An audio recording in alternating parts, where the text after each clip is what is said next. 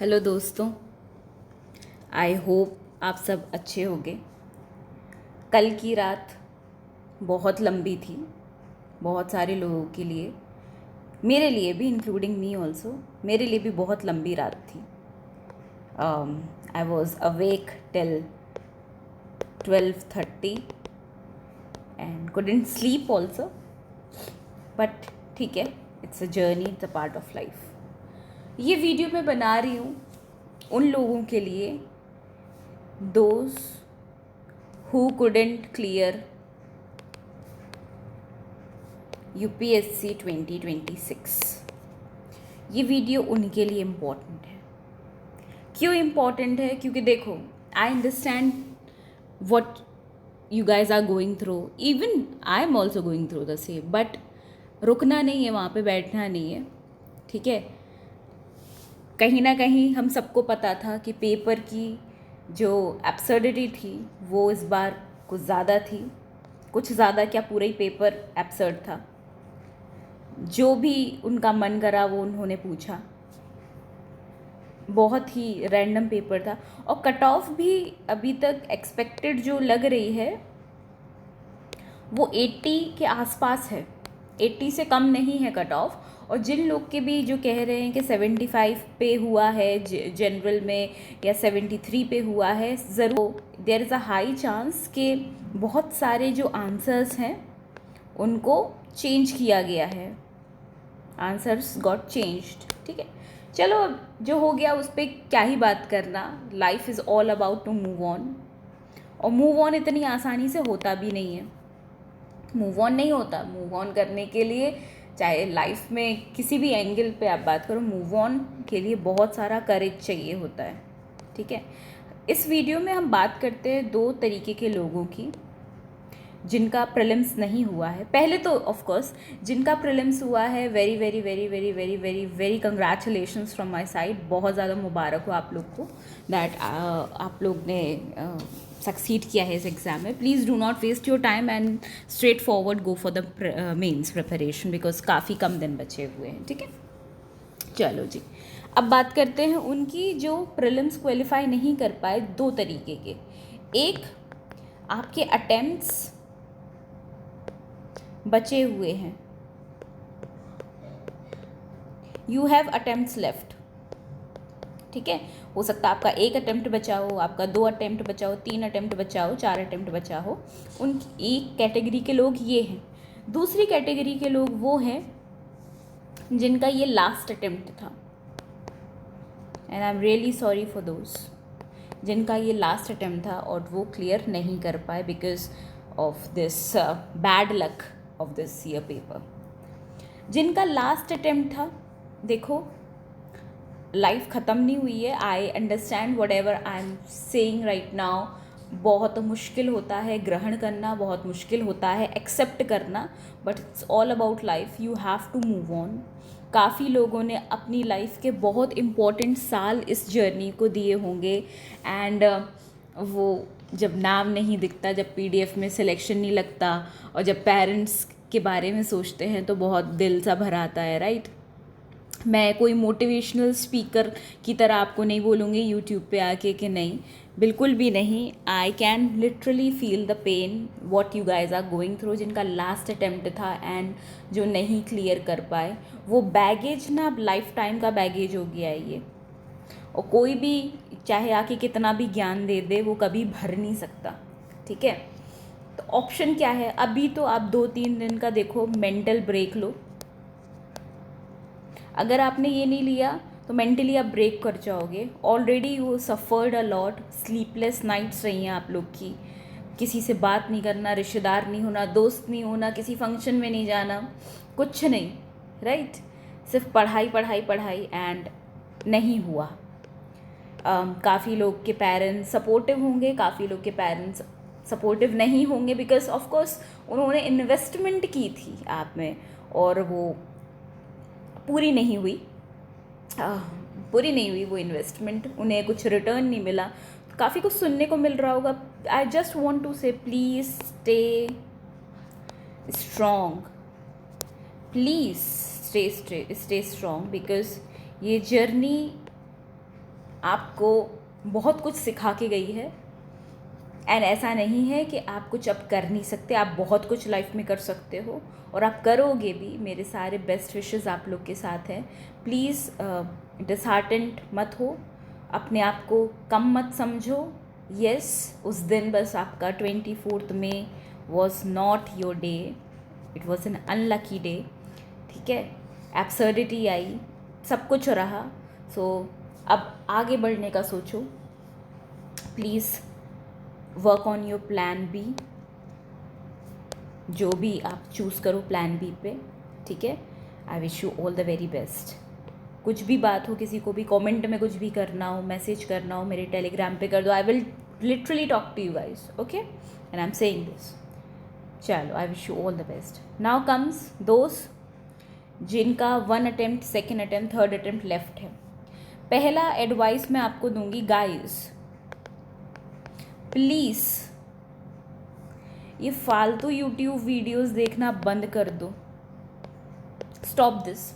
मुझे याद है कट ऑफ के लिए लोगों ने 74 से कम जाएगा ये प्रेडिक्शन किया था। वो टाइम अब जा चुका है जब पेपर टफ आएगा और कट ऑफ लोअर जाएगा। वो time, that time has gone. अब वो वक्त नहीं रहा कि पेपर टफ आएगा तो कट ऑफ लोअर चला जाएगा, जो होता था।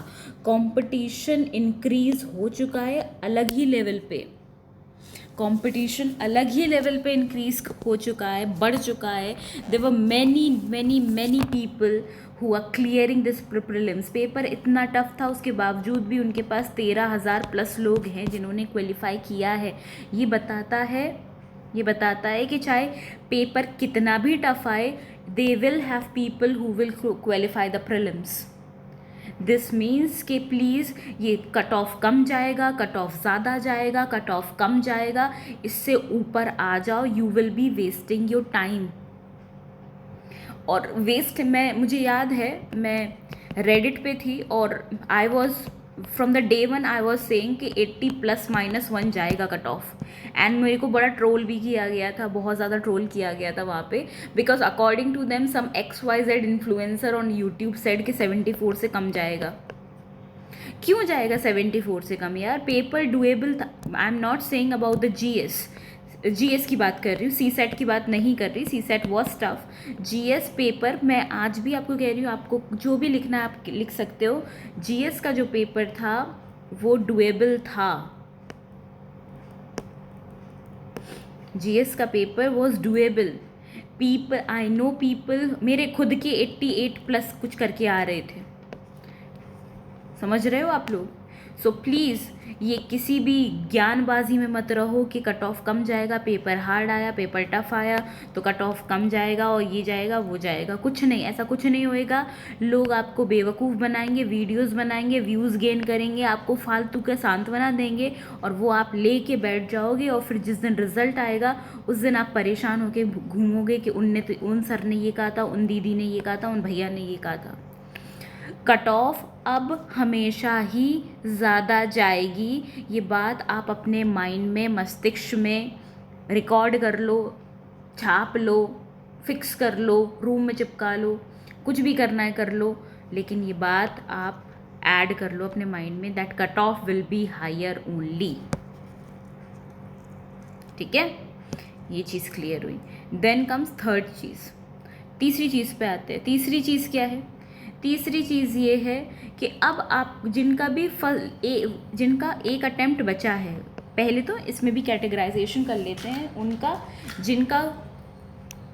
जिनका अटेम्प्ट्स बचा है, एक अटेम्प्ट बचा है उनका, या एक से ज़्यादा अटेम्प्ट बचे हैं उनका। जिनका सिर्फ एक अटेम्प्ट बचा है, प्लीज़ इसको सेव करो। अगर आपका अटेम्प्ट बचा है और आपकी एज है तो प्लीज़ अभी नेक्स्ट ईयर का प्रीलिम्स में मत आओ।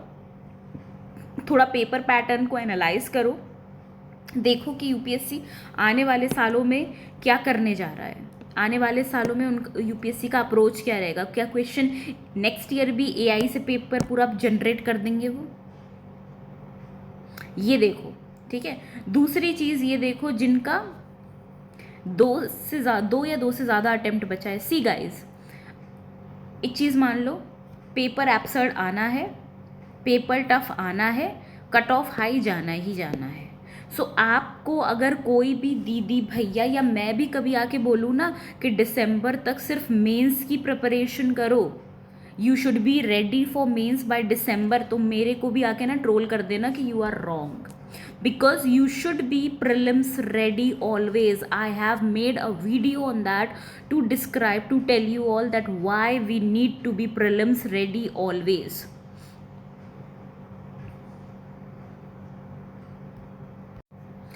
You should be always prelims ready. अगर आपके अटेम्प्ट्स हो चुके हैं, 2 हो चुके हैं, 3 हो चुके हैं, आपको पता है आपका स्टैटिक थोड़ा स्ट्रॉन्ग है, आपको बैठना है इस साल के पेपर के साथ, आपको उसमें देखना है क्या गलतियां थी, क्योंकि काफ़ी रिपीटर्स जो हैं जिन्होंने क्वालिफाई किया है ये एग्ज़ाम, दे वर गेटिंग 88 और 90 के बीच में मार्क्स आ रहे थे। अगर 88 से 90 के बीच में मार्क्स आ रहे हैं लोगों के और अगर आपके नहीं आ रहे थे तो सिट एंड चेक कि कहाँ आपकी गलती हुई है। I was talking to one boy yesterday on Telegram result से पहले, and he was telling me one thing कि उसने एक्सेसिव फोकस सिर्फ पॉलिटी और इकोनॉमी पे दिया, science and tech and environment पे फोकस ही नहीं किया। तो एक चीज़ आप अब मान लो, इस टेक अवे क्या है, all subjects are important, you can't ignore any subject. अभी तक ना ये यूट्यूब पे चलता था कि मेस कर लो और ये कर लो वो कर लो, कुछ नहीं, सब बराबर करो, सब बराबर करो।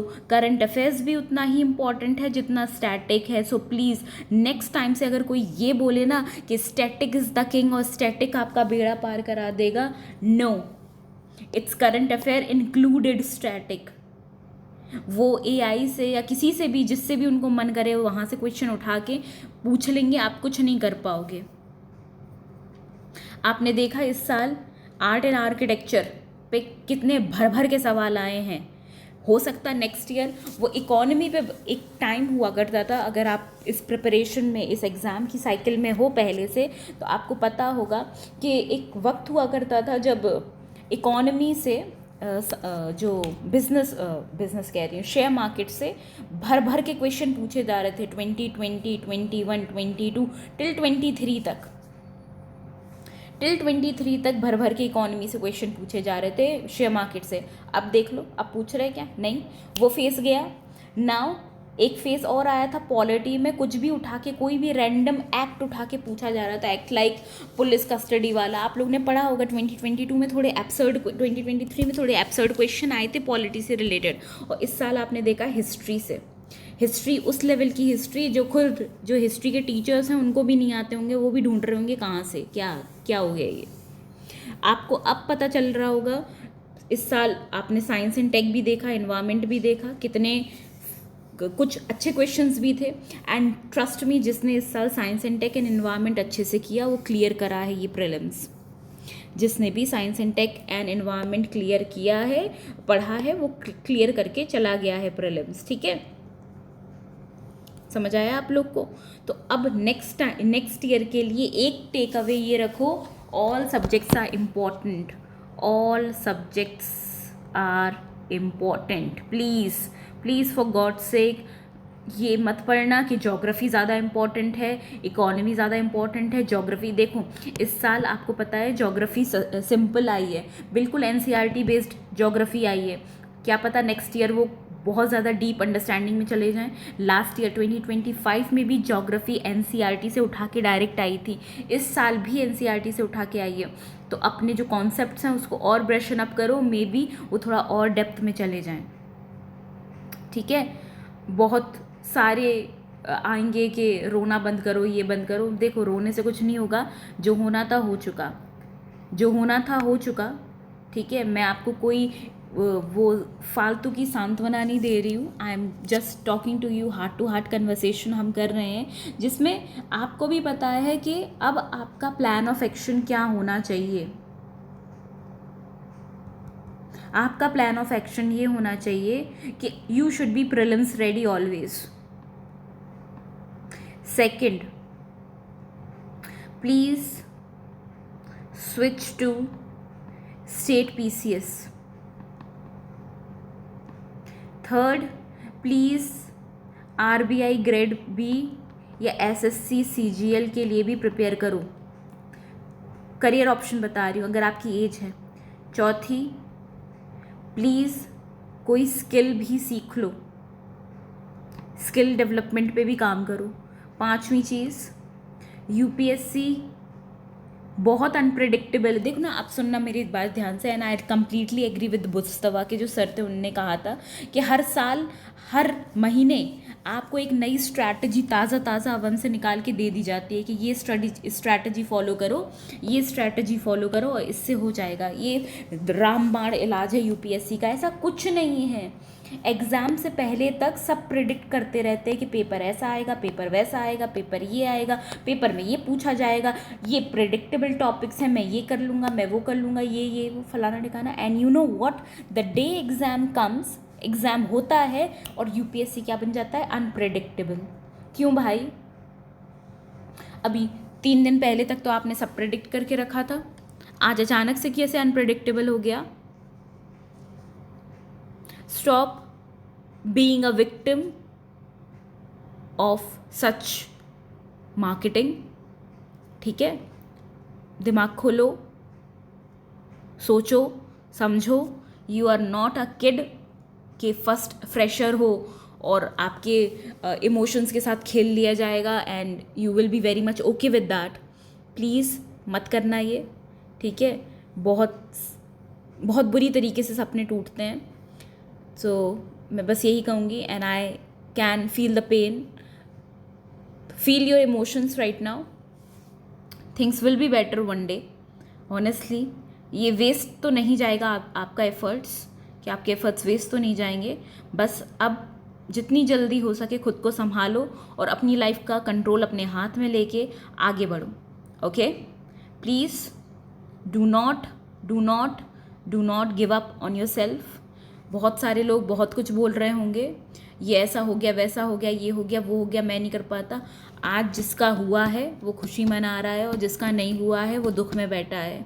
तो जो दुख में बैठा है उसको ये सोचना चाहिए कि मैंने गलतियाँ क्या करी और मैं अपनी गलतियों को कैसे सुधार सकता हूँ या सुधार सकती हूँ।